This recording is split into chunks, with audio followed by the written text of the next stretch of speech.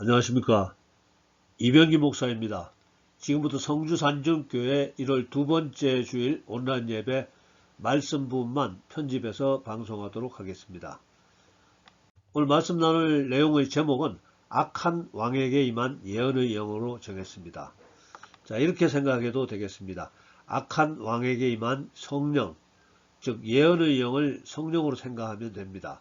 성경 말씀은 사무엘상 19장 23절에서 24절로 사울이 라마 나요스로 가니라 하나님의 영이 그에게도 임하시니 그가 라마 나요스에 이르기까지 걸어가며 예언을 하였으며 그가 또 그의 옷을 벗고 사무엘 앞에서 예언을 하며 하루 밤낮을 벗은 몸으로 누웠더라. 그러므로 속담에 이르기를 사울도 선지자 중에 있느냐 하니라. 자, 라마 나요스는 사무엘 선지자가 운영하는 선지자 학교가 있는 곳입니다. 사울왕은 선지자 학교가 있는 그곳에 가까이 가자 나쁜 왕 사울왕에게도 성령이 임하시고 그가 예언도 하고 황홀경에 빠져서 벗은 몸으로 누워있게 되었다고 합니다.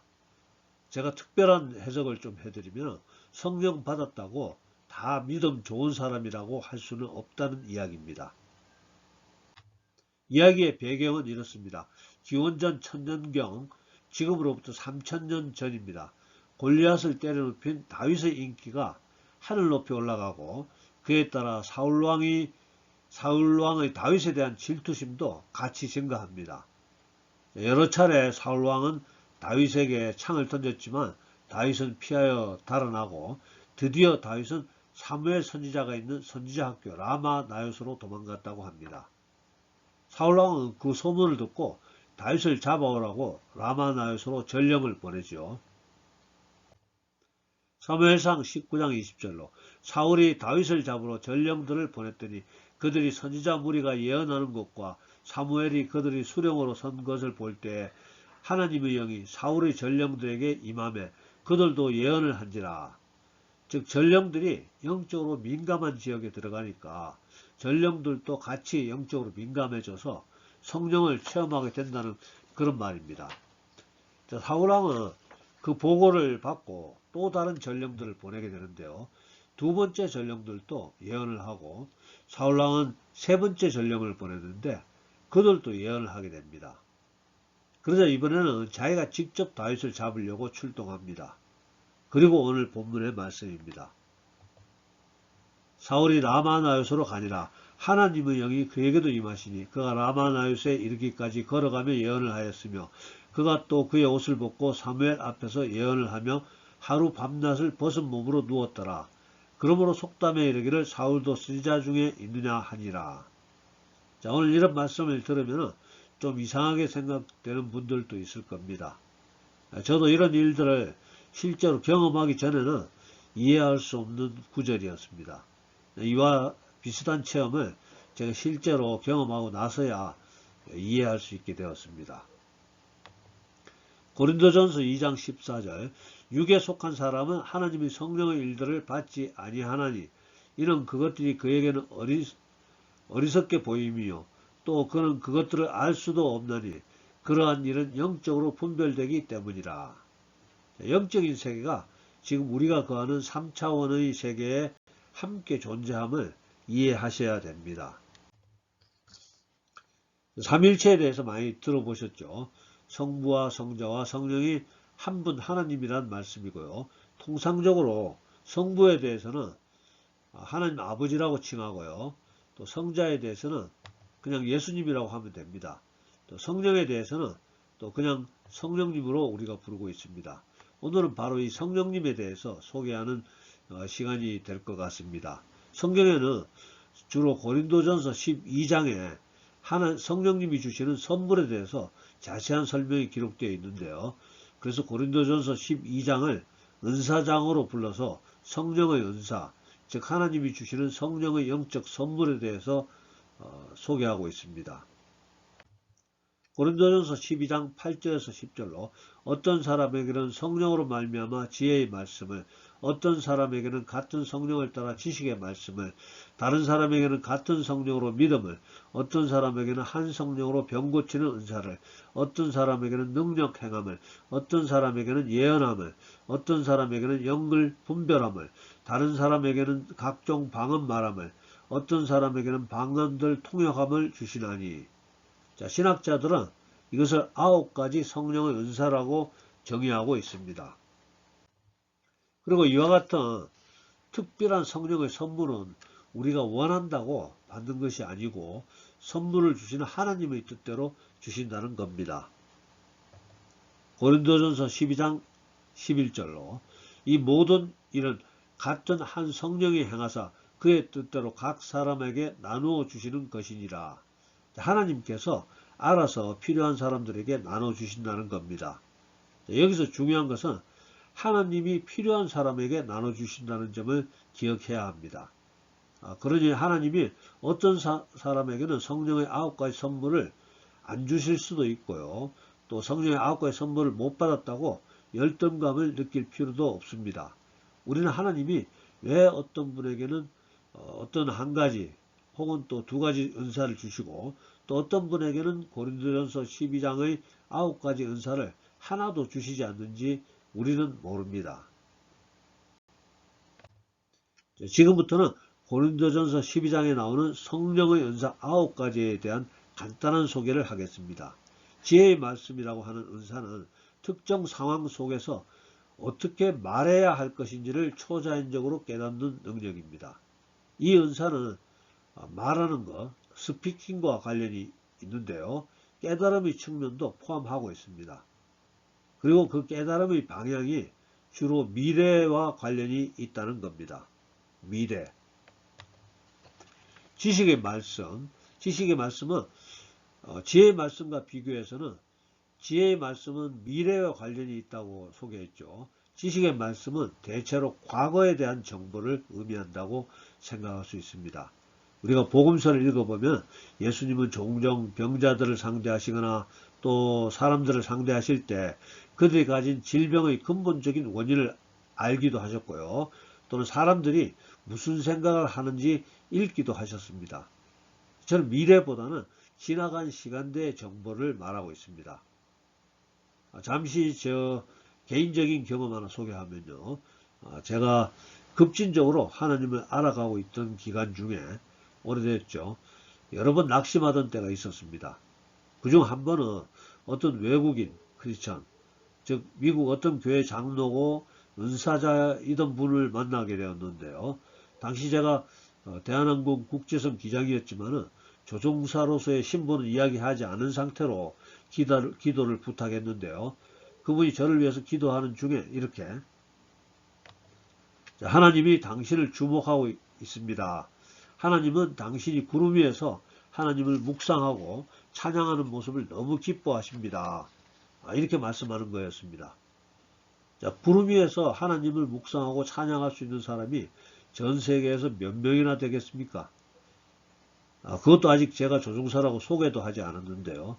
당시 저는 하나님을 향한 여정에 푹 빠져 있었기 때문에 비행을 하면서도 조종실의 구름 위에서 하나님 생각만을 하고 작은 소리로 찬양하면서 비행 근무를 하던 시기였습니다. 이런 식으로 은사자에게 지식의 말씀이 작동되는 것이고요. 또 그 말씀을 들은 저는 하나님을 향한 여정을 더욱 열정적으로 진행하게 되는 것입니다. 영들 분별함. 영들 분별함이란 상대편이 진실한가 아닌가 또는 귀신을 섬기는가 믿음이 있는가를 분별할 수 있는 능력입니다. 믿음의 은사는 단순히 어떤 것을 믿는다는 것이 아닌 초자연적인 확신을 의미합니다. 마태복음 17장 20절 이르시되 너희 믿음이 작은 까닭이니라 진실로 너에게 이르노니 만일 너에게 믿음이 겨자씨 하나만큼만 있어도 이 산을 명하여 여기서 저기로 옮겨지라 하면 옮겨질 것이요 또 너희가 못할 것이 없으리라. 즉 능력을 행하는 믿음을 의미하고 있습니다. 병들 고침 글자 그대로지만은 모든 병을 다 치료하는 능력을 갖게 되는 것은 아님을 여러분들이 이해하셔야 합니다. 능력 행함, 이것은 귀신을 쫓아내시고 무리를 거두시고 또 풍랑을 잠잠케 하는 것과 같은 예수님과 같은 초자연적인 능력을 나타나게 하는 은사입니다. 방언 말함, 실제 외국어로 말하는 능력이 있고요. 또 천사들의 언어로 말하는 천상방언이 있고요. 또 입술과 혀가 자동으로 떨려서 나오는 기초방언이 있습니다. 방언들 통역함, 방언들 통역함이나 방언을 들을 때 그것이 모국어로 듣는 것처럼 들리는 해석이 자연적으로 되는 초자연적인 현상입니다. 예언함, 상대방의 미래에 닥칠 상황에 대해서 미리 알려준다는 겁니다. 그리고 이 예언 은사는 위로와 하나님의 사람들에게 위로와 용기 그리고 소망을 주는 데 목적이 있습니다. 예를 들어서 상대방이 닥칠 재앙을 전해주는 것은 예언이 아닌 저주로 본다는 뜻입니다. 제가 우리 크리스천들과 대화를 하다 보면 이와 같은 성령의 은사에 대한 거부 반응을 나타내는 분들이 상당히 많이 있습니다. 또 뿐만 아니라 신학자들과 목회자들 중에서는 은사 중단론이라는 용어를 만들어서 이런 초자연적인 현상은 성경 기록이 끝나면서 없어졌다 이렇게 주장합니다. 참 궁색한 이론입니다. 성경에 기록되어 있는 이와 같은 성령의 은사는 성경적으로 계속되어야 하며 또 실제로 지금 많은 은사자들이 성령의 능력을 나타내고 있습니다. 왜냐하면 성경에는 성령의 은사는 언제 끝나야 된다 이렇게 기록된 것이 없을 뿐만 아니라 실제로 교회에서 또 기도원에서 대형 집회에서 그 은사가 지금도 나타나기 때문입니다. 물론 개인적으로도 수많은 사람들이 성령의 은사를 받아 사역하기도 하고 병고침을 받기도 합니다. 뿐만 아니라 지금도 예수님이 아닌 다른 신을 섬기는 무당들이 점을 치거나 신들린 상태로 작두 위에서 춤을 추거나 하는 초자연적인 능력을 행사합니다. 자, 은사 중단론을 주장하는 신학자들에게 질문하겠습니다. 귀신 섬기는 사람들도 초자연적인 능력을 나타내는데 위대하신 창조주 하나님을 섬기는 사람들은 초자연적인 능력 없이 성경책만 들여다봐야 합니까? 자, 지금은 소천하신 분인데요. 데이빗 윌커슨이라는 분이 있습니다. 지금은 소천했습니다. 미국 뉴욕의 타임즈 스퀘어 교회를 담임하셨는데요. 2001년 20년 전이네요. 2001년 8월 초부터 6주간 계속해서 심한 마음의 부담감을 느끼고 기도하게 되었답니다.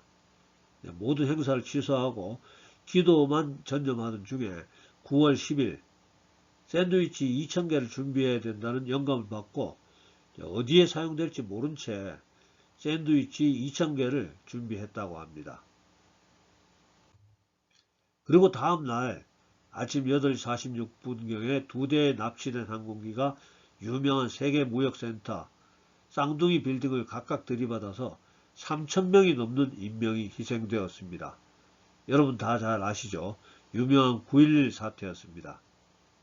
교회에서 준비한 샌드위치는 구조대원들과 소방대원들을 위해서 제공될 수 있었다고 합니다.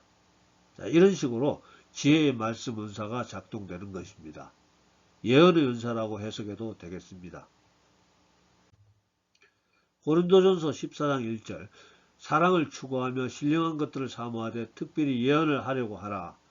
자, 성경에는 예언 은사를 사모하라고 권면하고 있습니다. 은사 중단론자들의 말대로라면 성경 기록이 끝나는 기원 후 100년까지만 사모하라고 기록되어 있어야 합니다. 오늘 너무 멀리 오늘 주제와 벗어난 건 아닌지 모르겠는데요. 다시 오늘 주제 말씀으로 돌아가겠습니다. 라마나요스로 다윗을 잡으러 갔던 전령 3팀이 모두 실패하고 사울왕이 직접 라마나요스로 출동했지만 역시 그도 실패합니다. 사진의 그림은 성령에 취해서 뻘거벗고 횡설수설하는 나쁜 왕 사울입니다. 이에 더욱 불안해진 다윗은 더 멀리 광야로 들어가게 되는데요. 그리고 다윗은 들어갔던 광야에서 10여 년을 도망자로 살아가게 됩니다. 그리고 광야에서의 그 10여 년은 다윗을 다윗답게 빚어가는 왕업을 수련하는 사관학교가 됩니다. 다윗은 그 수련 기간이 빨리 좀 끝났으면 하고 하나님께 기도합니다. 시편 13편 1절 4절로 여호와여 어느 때까지니이까 나를 영원히 잊으시나이까 주의 얼굴을 나에게서 어느 때까지 숨기시겠나이까 나의 영혼이 번민하며 종일토록 마음에 근심하기를 어느 때까지 하오며 내 원수가 나를 치며 자랑하기를 어느 때까지 하리이까 여호와 내 하나님이여 나를 생각하사 응답하시고 나의 눈을 밝히소서. 두렵건대 내가 사망의 잠을 잘까 하오며 두렵건대 나의 원수가 이르기를 내가 그를 이겼다 할까 하오며 내가 흔들릴 때 나의 대적들이 기뻐할까 하나이다. 자, 광야에서의 10년은 다윗의 영성이 성숙해지는 시기였습니다. 하나님을 찾고 만나는 시간이었습니다. 지금 광야를 걷고 계시는 분이 여기 있습니까? 여러분은 왕이 받아야 할 수업을 받고 있다고 생각하시고 힘을 내시기 바랍니다. 그리고 다윗은 드디어 왕이 됩니다. 시편 18편 1절에서 2절로 나의 힘이신 여호와여 내가 주를 사랑하나이다. 여호와는 나의 반석이시오 나의 요새시오 나를 건지시는 이시오 나의 하나님이시오 내가 그 안에 피할 나의 바위시오 나의 방패시오 나의 구원의 뿌리시오 나의 산성이시로다. 자, 이 시는 막연한 시가 아니고 다윗이 겪었던 체험을 노래하는 시입니다. 하나님만이 나의 피난처였다는 거죠. 우리 크리스천 모두의 고백입니다. 하나님만이 우리의 피난처입니다. 시편 18편 32절에서 34절 이 하나님이 힘으로 내게 띠띠우시며 내 길을 완전하게 하시며 나의 발을 암사슴 발 같게 하시며 나를 나의 높은 곳에 세우시며 내 손을 가르쳐 싸우게 하시니 내 팔이 놋활을 당기도다. 자, 하나님께서 싸우게 하셨고 하나님께서 이길 수 있도록 도와주셨다고 찬양합니다. 시편 18편 19절 나를 넓은 곳으로 인도하시고 나를 기뻐하심으로 나를 구원하셨도다. 시편 23편 5절 주께서 내 원수의 목전에서 내게 상을 차려주시고 기름을 내 머리에 부으셨으니 내 잔이 넘치나이다. 자, 마침내 하나님이 다윗을 높여주셨다고 찬양합니다. 우리 모두의 찬양과 고백이 되기를 축복합니다. 할렐루야. 다음 주에는 도망다니는 다윗의 광야 생활에 대해서 소개하는 시간이 되기를 기대하겠습니다. 기도하겠습니다. 사랑과 은혜 풍성하신 아버지 하나님, 오늘도 사랑하시는 주의 자녀들 택하여 주시고 불러주시고 또 함께 예배드릴 수 있게 하심을 감사드립니다. 오늘은 악한 왕에게 임한 예언의 영이라는 제목으로 말씀을 나눌 수 있었습니다. 또한 오늘 말씀을 나누면서 성령님이 주시는 특별한 선물, 성령의 9가지 은사에 대해서 알게 되는 기회가 가졌습니다. 아버지 하나님, 오늘도 특별히 구하옵나니 성경에 기록된 그 9가지 성령의 은사, 여기 산중교회 성도님들에게도 경험할 수 있도록 성령으로 기름 부어 주시옵소서. 오늘 말씀 함께 듣는 모든 하나님의 사람들도 마찬가지로 성령으로 기름 부어 주시옵소서. 우리가 생각과 말로만 예수 믿는 사람들이 아니고 성령의 능력을 경험하고 하나님의 위대하심을 담대히 선포할 수 있는 강하고 담대한 진짜 크리스천으로 살아갈 수 있도록 축복하여 주시옵소서. 우리도 성경에 기록된 하나님의 선물을 성령의 9가지 은사를 사용해서 하나님 나라와 또 교회를 위해서 또 복음을 위해서 하나님께 귀하게 쓰임받는 우리 모두 될 수 있도록 축복하여 주시옵소서. 지금은 우리 구주 예수님의 은혜와 아버지 하나님의 극진하신 사랑과 성령님의 감동, 감화, 교통하심이 오늘 예배에 참석한 우리 모두에게 또 우리들의 가정과 일터와 섬기는 교회 위에 지금부터 영원토록 함께하여 주시옵기를 간절히 축원하옵나이다. 아멘. 네, 감사합니다. 할렐루야. 다음 주에 뵙겠습니다.